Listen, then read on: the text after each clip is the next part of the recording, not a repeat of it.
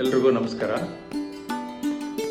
ನಮಗೆ ಇರುವುದೊಂದೇ ಭೂಮಿ, ಅದನ್ನು ಸಂರಕ್ಷಿಸುವುದು ಮತ್ತು ನೈಸರ್ಗಿಕ ಸಂಪತ್ತನ್ನು ಉಳಿಸುವುದು ಪ್ರತಿಯೊಬ್ಬರ ಆದ್ಯ ಕರ್ತವ್ಯ.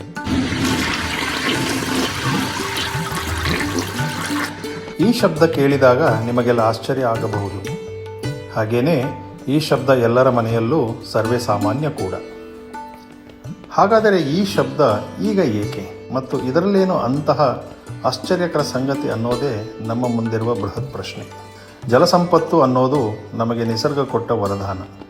ಹಲವಾರು ಕಾರಣಗಳಿಂದ ಈಗಾಗಲೇ ನಾವೆಲ್ಲ ನೀರಿನ ಅನಾವೃಷ್ಟಿಯಿಂದ ವರ್ಷಪೂರ್ತಿ ಜಲಕ್ಷಾಮ ಅನುಭವಿಸುತ್ತಿದ್ದೇವೆ. ಈಗಾಗಲೇ ಸಾಕಷ್ಟು ಕ್ರಮಗಳನ್ನು ತೆಗೆದುಕೊಂಡಿದ್ದರೂ ಇನ್ನೂ ನಾವು ನೀರಿನ ಉಳಿತಾಯದ ಬಗ್ಗೆ ಚಿಂತನೆ ಮಾಡಲೇಬೇಕಾದ ಅನಿವಾರ್ಯತೆ ಇದೆ. ಈ ವಿಚಾರವಾಗಿ ನನಗೆ ತಿಳಿದ ಒಂದು ಆಶ್ಚರ್ಯಕರ ಮತ್ತು ಆಘಾತಕಾರಿ ಸಂಗತಿ ಹೇಳುತ್ತೇನೆ, ಕೇಳಿ. ಬರೀ ಬೆಂಗಳೂರಿನಲ್ಲೇ ಒಂದು ದಿನಕ್ಕೆ 150 ಮಿಲಿಯನ್ ಲೀಟರ್ ನೀರನ್ನು ಯಾವುದೇ ಅವಶ್ಯಕತೆ ಮತ್ತು ಬಲವಾದ ಕಾರಣವಿಲ್ಲದೆ ವ್ಯಯ ಮಾಡುತ್ತಿದ್ದೇವೆ. ಇದು ಹೇಗೆ ಸಾಧ್ಯ ಅಂತೀರಾ? ಒಬ್ಬ ಮನುಷ್ಯ ದಿನದಲ್ಲಿ ಸಾಮಾನ್ಯವಾಗಿ 5ರಿಂದ 6 ಬಾರಿ ಮೂತ್ರ ವಿಸರ್ಜನೆ ಮಾಡಬಹುದು. ಹಾಗೆಯೇ ಪ್ರತಿ ಸಾರಿನೂ ಅವನು ಕಮೋಡ್ ಫ್ಲಶ್ ಮಾಡಲು ಬಳಸುವ ನೀರು ಸುಮಾರು 5ರಿಂದ 6 ಲೀಟರ್.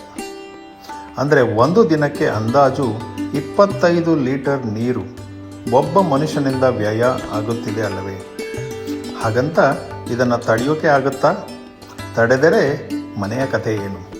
ಬೆಂಗಳೂರಿನಂತಹ ಪಟ್ಟಣದ ಒಂದೇ ಒಂದು ಉದಾಹರಣೆ ತೆಗೆದುಕೊಂಡರೆ, ಈಗ ಬೆಂಗಳೂರಿನ ಒಟ್ಟು ಜನಸಂಖ್ಯೆ 1.5 ಕೋಟಿ, ಅಂದರೆ 150 ಲಕ್ಷ.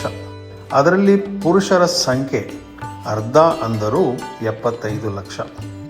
ಅವರಲ್ಲಿ 60 ಲಕ್ಷ ಪುರುಷರು ಮಾಮೂಲಿ ಕಮೋಡ್ ಬಳಸಿ ಈ ಫ್ಲಶ್ ಮಾಡುತ್ತಾರೆ.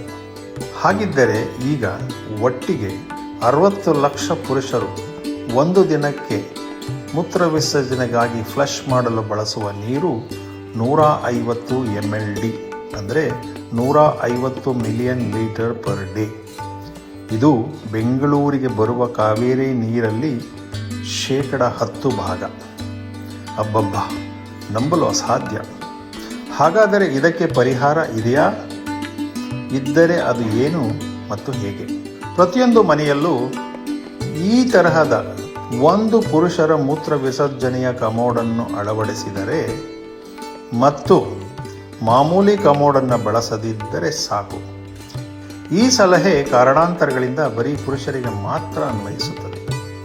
ನಾನು ಈಗ ಹೇಳಿರುವುದು ಬರೀ ಬೆಂಗಳೂರಿನ ಜನಸಂಖ್ಯೆಗೆ ಮಾತ್ರ. ಆದರೆ ಇದೇ ಸಲಹೆಯನ್ನು ಇಡೀ ಕರ್ನಾಟಕ ಅಥವಾ ಇಂಡಿಯಾದ ಎಲ್ಲ ಪುರುಷರು ಮನಸ್ಸು ಮಾಡಿದರೆ ನಾವು ಲೆಕ್ಕ ಹಾಕಲಾರದಷ್ಟು ನೀರಿನ ಉಳಿತಾಯ ಮಾಡಬಹುದು ಒಂದು ದಿನಕ್ಕೆ. ತಡಬೇಕೆ ಮತ್ತು ಚಿಂತೆ ಏಕೆ? ಈಗಲೇ ಕಾರ್ಯರೂಪಕ್ಕೆ ತರೋಣ. ನಮ್ಮ ನೈಸರ್ಗಿಕ ಸಂಪತ್ತಾದ ಜಲ ಸಂರಕ್ಷಣೆ ಮಾಡೋಣ. ಎಲ್ಲರಿಗೂ ಧನ್ಯವಾದಗಳು.